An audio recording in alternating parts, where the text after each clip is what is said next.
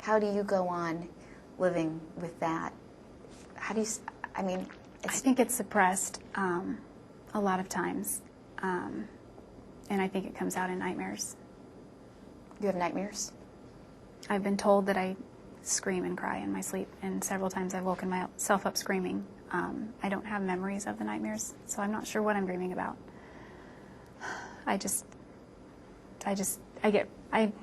I've lived with roommates over the years, and they consistently report that about me. But you've had them here since you've been incarcerated. Yes. Now, you touched on the mental illness.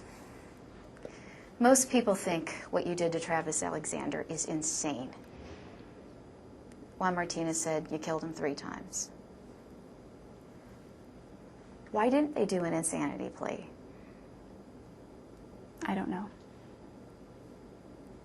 Don't you think the jury would have really believed that? I mean, after looking at all of the evidence, why? You even said you don't know, you've kind of dabbled and you feel that you have several things going on with your psyche. Yeah, I don't know why that decision was made. I really don't. You realize people look at you and you're slender and svelte and this tiny waif of a woman on trial, and they are baffled how you could have done that to a man of Travis's size. I think when you get into a fight or flight situation and the adrenaline kicks in, you gain extra strength.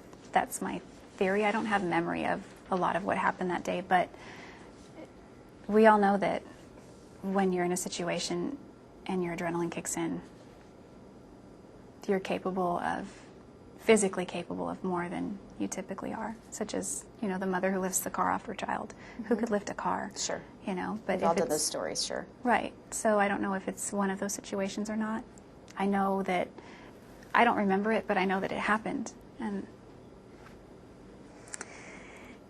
if you could go back to a younger version of Jodi, what would she say right now? How would she make her life different? What age are we talking? I don't know.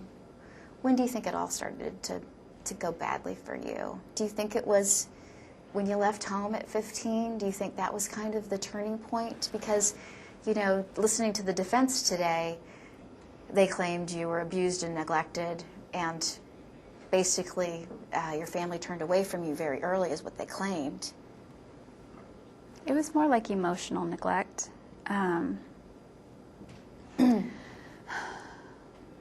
I don't know that I would take back those experiences, even though they weren't great, because I felt like the trajectory of my life prior to meeting Travis was on a good path. And even though my parents and I had differences, I thought that I had put it behind me. And this case has brought up so many issues that we still had unresolved. There are so many points in time where I could say, this is where it changed, or this is where it changed. Mm-hmm. So it's difficult to pinpoint that moment, because even right up to the day, things could have been done differently. Mm-hmm. Mm-hmm. Now, you mentioned your mom had a letter. She was prepared to read in court, and she wanted to read for you. What did that letter say?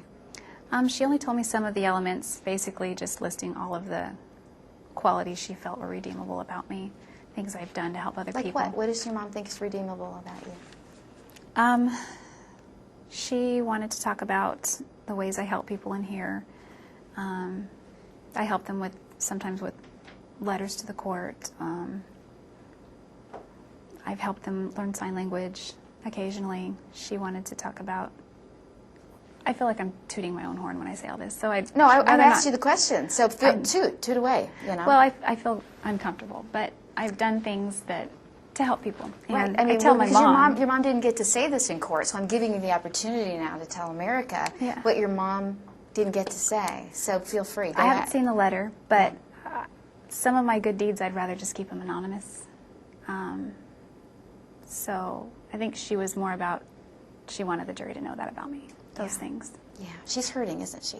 Very much. I see it in court. I see it. Yeah. Yeah, she's hurting. I think our time is up.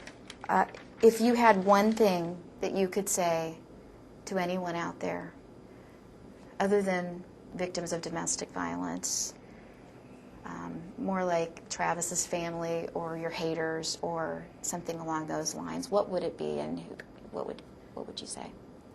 Well, I'd say two different things to those groups.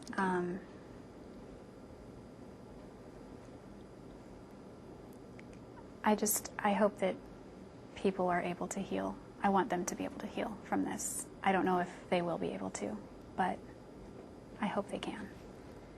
I really do. Are you going to be able to heal? Have you healed? Have you? I haven't healed. I think it's possible, but I don't know if it's going to happen. If you get life in prison with parole, do you think you could be rehabilitated? Do you think you need rehabilitation? Well, as far as being a law-abiding citizen, I don't think I need very much rehabilitation because I'm not somebody who goes out and breaks the law. I'm not, contrary to what everyone thinks, I'm not dangerous to society. Mm-hmm. And I know that if I were given a second chance at freedom, that I would use that very responsibly. But if I spend 25 years in prison and then have that opportunity, certainly there would be some kind of rehabilitation needed, depending on where society is in that time period in the future. Sure. I have a quick Jodi, oh, thank you. Yes, and go you ahead. Look at Amy. Yes, yes. Just look at her. That's Corey. So today you said you feel you deserve life in prison because if you're put to death, it would hurt your family, and you feel you have more contributions you can make to inmates in prison. But you have devastated Travis Alexander's family, and you have robbed society of the contributions he would make. Why do you feel you deserve more than Travis Alexander and his family? I don't know that I do deserve it. I just know that my family doesn't deserve the pain. Travis's family doesn't deserve the pain either. Mm-hmm. But I don't know that I can do anything to change it. If I could, I would. And I wish that I knew how, so that I could do that. Do you think that you deserve to die, but you don't want to put your family through it? Is that what I'm hearing here? Well, I don't know that it's about deserving, because we all do, eventually. I just don't know. I mean, I can't say what I deserve, because it sounds so entitled, and that's not really my attitude. I just know that I just don't want to hurt people anymore. Thank you. How have you prepared yourself for the jury's next decision? I'm just going to flow. I don't really have a lot of control over it. So it's whatever's going to happen, I just have to take it day by day. Thank you. You're welcome. Thank you very much. You haven't thought about it, is what you said to me earlier. Yeah. I'm So, just, well, denial? I mean, I know Denial, what, denial.